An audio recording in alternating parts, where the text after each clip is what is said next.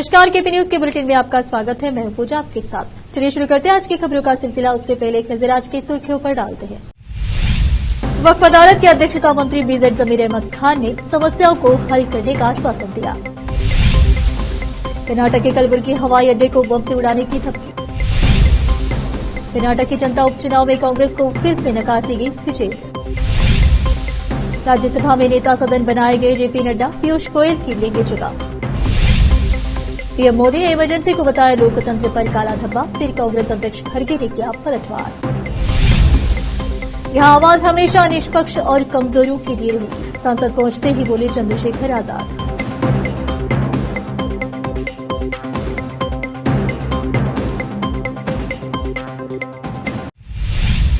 समाचारों का सिलसिला शुरू करते हुए देखते हैं समाचार विस्तार से।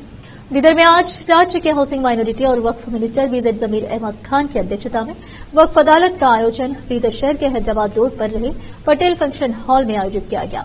इस अदालत में आज वक्फ से संबंधित शिकायतें स्वीकार किए गए। शिकायतकर्ताओं की शिकायत मंत्री बीजेड जमीर अहमद खान ने ध्यान से सुनकर उन्हें हल करने का आश्वासन दिया।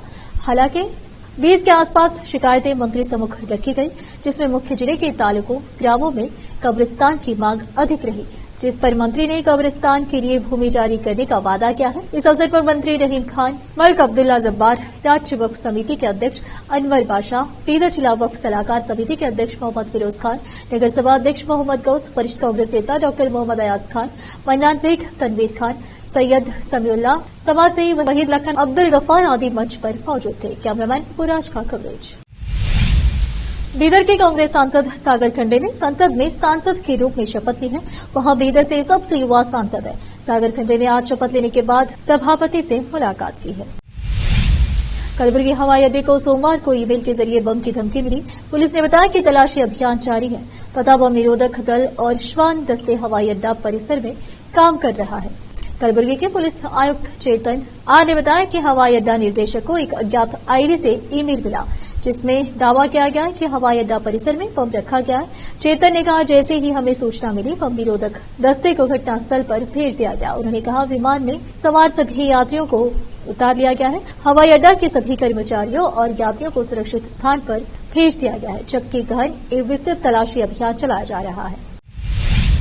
प्रदेश भाजपा अध्यक्ष पीवाई विजेंद्र ने कहा कि कर्नाटक की जनता, जिसने लोकसभा चुनाव में कांग्रेस को नकार दिया था, निर्वाचित सांसदों द्वारा खाली की गई विधानसभा सीटों के लिए होने वाले उपचुनाव में भी कांग्रेस को नकार देगी। उन्होंने कहा कि कांग्रेस और उप मुख्यमंत्री डीके शिव कुमार की रणनीति काम नहीं करेगी और कांग्रेस जो एक लोकसभा सीट से अपनी संख्या बढ़ाकर 9 करने का दावा कर रही है, उसे यह जान लेना चाहिए कि भाजपा को 146 विधानसभा क्षेत्रों में बढ़त मिली है। मुख्यमंत्री सिद्धरामैया द्वारा यह स्पष्ट किए जाने पर कि यदि वह मुख्यमंत्री नहीं भी रहेंगे तो भी गारंटी जारी रहेगी।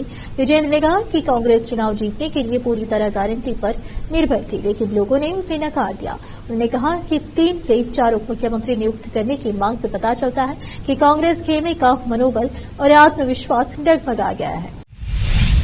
बेंगलुरु स्थित एआई फर्म की सीईओ सूचना सेठ द्वारा अपने 4 वर्षीय बेटे की कथित तौर पर हत्या करने के लगभग 6 महीने बाद फॉरेंसिक रिपोर्ट से पता चला है कि सेठ ने खुद ही सूटकेस के अंदर टिश्यू पेपर एक नोट लिखा था, जिसमें उसने अपने बेटे का शव ठूसा था। सूत्रों ने बताया कि फॉरेंसिक विश्लेषण के लिए Pune central forensic science laboratory को भेजे गए टिश्यू पेपर पर लिखे एक नोट के अनुसार सेठ ने लिखा था कि बच्ची ने सूचना के पति वेंकट रमन से मिलने में अरुचि व्यक्त की थी। टिश्यू पर लिखे नोट में लिखा था, मेरे बच्चे ने मुझसे विनती की कि मैं उसे उसके हिंसक और अपमानजनक पिता को न सौंपूं। अगर मैं अपने 4 साल के बच्चे को उसकी मर्जी के खिलाफ नहीं भेजती तो मेरे पूर्व पति और फैमिली कोर्ट जज दोनों मुझे जेल की सजा सुना रहे हैं। मेरे वकील मेरे बेटे की सुरक्षा के लिए कुछ नहीं कर सकते। यह असहनीय है। सेठ के पिता ने मानसिक स्वास्थ्य प्राधिकरण से सूचना के मानसिक स्वास्थ्य का पुनर्मूल्यांकन करने का अनुरोध किया था, जिसके बाद मार्च में बच्चों की अदालत ने उनके अनुरोध को स्वीकार कर लिया। फरवरी में उसके पिता ने बोम्बोली में मनोचिकित्सा और मानव व्यवहार संस्थान IPHP के निष्कर्षों को चुनौती देते हुए एक आवेदन प्रस्तुत किया, जिसने निर्धारित किया था कि वह मानसिक रूप से स्थिर थी। रोकते समाचारों का सिलसिला एक ब्रेक के लिए, जल्द लौटते ब्रेक के बाद।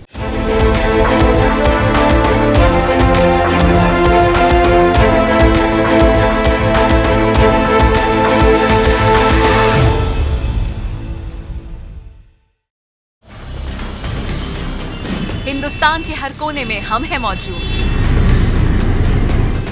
24 घंटे हालात पर गहरी नजर, खबरों से जुड़े चुपते सवालात, और आपको दिखाता है धार्मिक, सामाजिक, राजनीतिक, लोकल और इंटरनेशनल न्यूज की सबसे बेहतर कवरेज, जो आपको रखती है हर पल बाखबर। देश और दुनिया भर की खबर के लिए देखते रहें केपी न्यूज 24/7। ब्रेक के बाद आपका स्वागत है। आइए देखते हैं देश के अन्य समाचार। देश के उच्च सदन राज्यसभा में बीजेपी ने नेता सदन का नाम स्पष्ट कर दिया है। बीजेपी ने जेपी नड्डा को राज्यसभा में नेता सदन बनाया है। बता दें कि जेपी नड्डा भारतीय जनता पार्टी के राष्ट्रीय अध्यक्ष भी हैं। वहीं इस बार नई सरकार के गठन के बाद उन्हें स्वास्थ्य मंत्रालय का भी जिम्मा दिया गया है। इससे पहले भी नरेंद्र मोदी सरकार के पहले कार्यकाल 2014-2019 में जेपी नड्डा के पास स्वास्थ्य मंत्रालय की ही जिम्मेदारी दी थी। दरअसल जेपी नड्डा ने एनडीए की नई सरकार में केंद्रीय स्वास्थ्य मंत्री का पदभार संभाल लिया है। प्रधानमंत्री नरेंद्र मोदी के नेतृत्व वाली सरकार में कैबिनेट मंत्री के रूप में शपथ लेने के एक दिन बाद नड्डा को स्वास्थ्य मंत्रालय के साथ साथ रसायन एवं उर्वरक मंत्रालय भी आवंटित किया गया। बता दें कि पिछली मोदी सरकार में दोनों मंत्रालयों का कार्यभार मनसुख मांडविया के पास था। जेपी नड्डा ने मोदी सरकार के पहले कार्यकाल के दौरान स्वास्थ्य मंत्रालय संभाला था। उसके बाद 2019 में उन्हें भाजपा के कार्यकारी अध्यक्ष का पद सौंपा गया और जनवरी 2020 में अमित शाह के केंद्रीय गृह मंत्री के रूप में नियुक्त होने के बाद नड्डा को पूर्ण रूप से पार्टी अध्यक्ष बना दिया गया। भाजपा अध्यक्ष के रूप में नड्डा का कार्यकाल जनवरी में समाप्त हो चुका है। हालांकि 2024 के लोकसभा चुनाव के लिए उनके कार्यकाल में 6 महीने का विस्तार दिया गया था। भाजपा अध्यक्ष के रूप में नड्डा का कार्यकाल जून में समाप्त हो रहा है। प्रधानमंत्री नरेंद्र मोदी ने सोमवार को कांग्रेस पर तीखा हमला किया है। पीएम ने आज इमरजेंसी की 50वीं वर्षगांठ से एक दिन पहले इसकी घोषणा को भारतीय लोकतंत्र पर एक काला धब्बा बताया। बता दें कि 18वीं लोकसभा के पहले सेशन से पहले मीडिया को संबोधित करते हुए पीएम मोदी ने कहा, कल 25 जून है। 25 जून को भारत के लोकतंत्र पर लोक कलंक की 50वीं वर्षगांठ है। पीएम ने आगे कहा, भारत की नई पीढ़ी कभी नहीं भूलेगी कि भारत के संविधान को पूरी तरह से नकार दिया गया।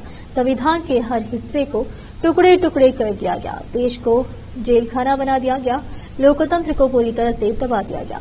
अपने संविधान की रक्षा करते हुए भारत के लोकतंत्र की लोकतांत्रिक परंपराओं की रक्षा करते हुए देशवासी संकल्प लेंगे कि भारत में दोबारा कोई ऐसा करने की हिम्मत न कर सके जो 50 साल पहले किया गया था। हम जीवंत लोकतंत्र का संकल्प लेंगे। हम भारत के संविधान के निर्देशों के अनुसार सामान्य लोगों के सपनों को पूरा करने का संकल्प लेंगे। इस पर कांग्रेस अध्यक्ष मल्लिकार्जुन खड़गे ने प्रधानमंत्री मोदी पर पलटवार करते हुए कहा कि आप आपातकाल की याद दिला रहे हैं, लेकिन वे पिछले 10 वर्षों के अघोषित आपातकाल को भूल गए हैं जो लोगों ने खत्म कर दिया था। बता दें कि खड़गे अन्य विपक्षी नेताओं के साथ संसद परिसर में विरोध प्रदर्शन कर रहे थे और इसी दौरान उन्होंने यह बात कही। आजाद समाज पार्टी कांशीराम के प्रमुख चंद्रशेखर आजाद पहली बार उत्तर प्रदेश की नगीना लोकसभा सीट से चुनाव जीतकर सांसद पहुंचे हैं। 18वीं लोकसभा के पहले संसदीय सत्र में चंद्रशेखर आजाद ने हिस्सा लिया।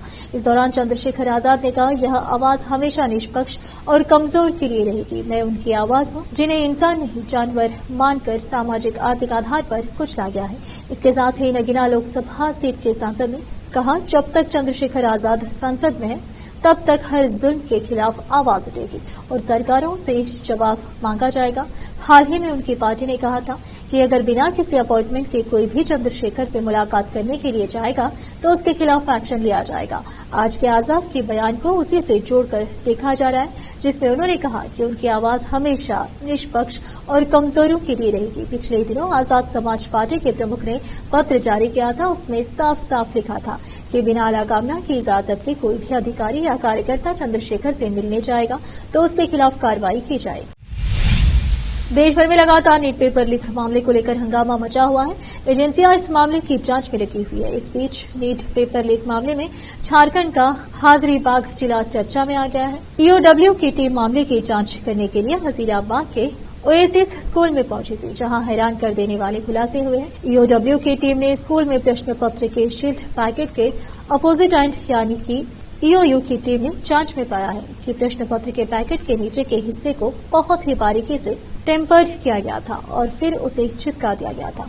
इस मामले में स्कूल प्रबंधक एहसान उल हक ने कहा कि उस समय हम लोगों की नजर में ये बात नहीं आई थी। परीक्षा के 15 मिनट पहले पैकेट खोला गया था। कोई शातिर प्रोफेशनल ही लिफाफे के 7 लेयर अंदर जाकर ऐसा कर सकता है। चेक के हिस्से में छेड़छाड़ पाई है। ईओयू ने कुरियर कंपनी की तरफ से बैंक तक प्रश्न पत्र पहुंचाने के लिए जो तरीका अपनाया, उसका ट्रांसपोर्टेशन जिस तरीके से किया, उसमें भी बड़ी खामियां पाई गई है। एसबीआई बैंक में जांच के दौरान भी ईओयू ने कई कमियां पाई है। दिल्ली के मुख्यमंत्री और आम आदमी पार्टी के संयोजक अरविंद केजरीवाल की मुश्किलें कम होने का नाम नहीं ले रही है। दिल्ली शराब घोटाला मामले में तिहाड़ जेल में बंद केजरीवाल को हाल ही में राउस एवेन्यू कोर्ट ने केजरीवाल को हाल ही में जमानत दी थी, जिस पर दिल्ली हाई कोर्ट ने रोक लगा दी थी। अब ईडी ने दिल्ली हाई कोर्ट में अरविंद केजरीवाल के खिलाफ कई सबूत पेश किए हैं और केजरीवाल को मिली जमानत को गैर कानूनी बताया है। अरविंद केजरीवाल को मिले जमानत का मामले में प्रवर्तन निर्देशालय ने दिल्ली हाईकोर्ट में 29 पेज का लिखित जवाब दाखिल किया है। ईडी ने शराब घोटाले में केजरीवाल को जमानत देने का विरोध किया है। ईडी ने दिल्ली हाईकोर्ट में कहा है कि निचली अदालत द्वारा केजरीवाल को दी गई जमानत गैर कानूनी है। हाईकोर्ट में दाखिल अपने जवाब में ईडी ने हवाला ऑपरेटर्स गोवा के आप कार्यकर्ता के 13 बयान सबूत के तौर पर दिए हैं। दिल्ली में हल्की बारिश और बादल छाए रहने से रविवार को लोगों को गर्मी से थोड़ी राहत मिली और अधिकतम तापमान 39.8 डिग्री सेल्सियस दर्ज किया गया। भारत मौसम विज्ञान विभाग ने यह जानकारी दी। मौसम विभाग के अनुसार 24 और 25 जून को आंधी तूफान के साथ बारिश होने की संभावना है। एक बार फिर से रुकते हैं एक ब्रेक के लिए, जल्द लौटते ब्रेक के बाद।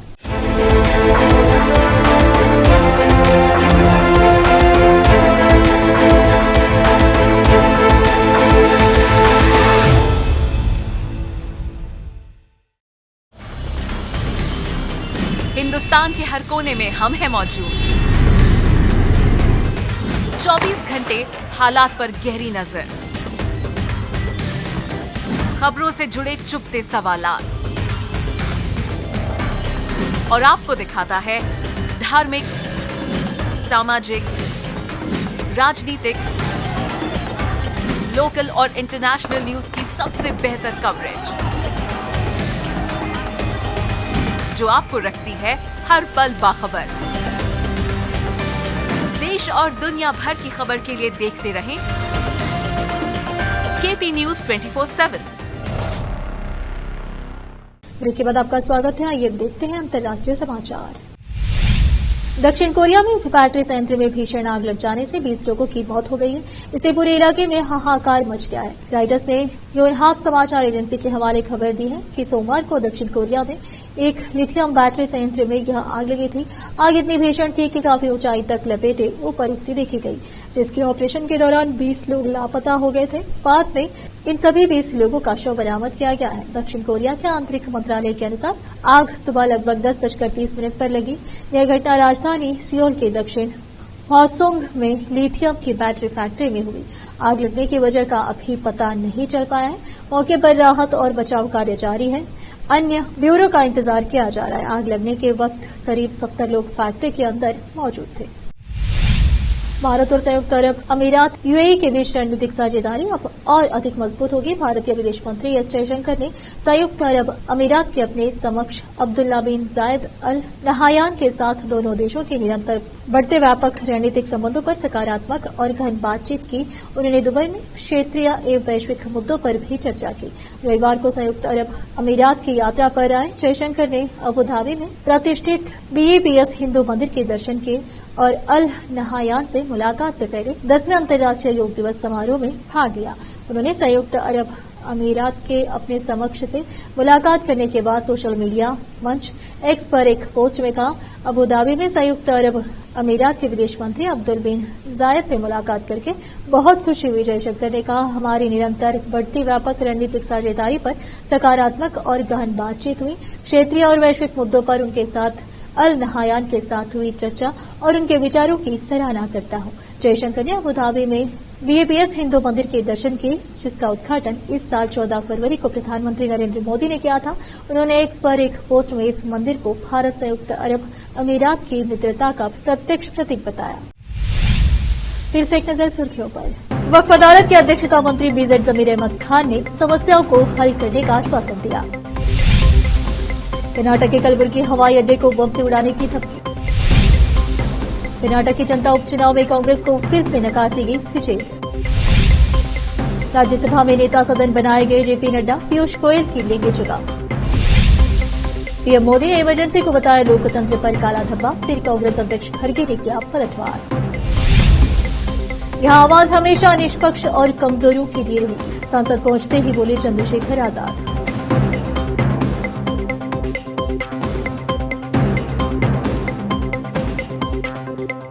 केपी न्यूज के बुलेटिन में आज इतना ही। आप देख रहे थे हमारा चैनल केपी न्यूज 24/7। धन्यवाद।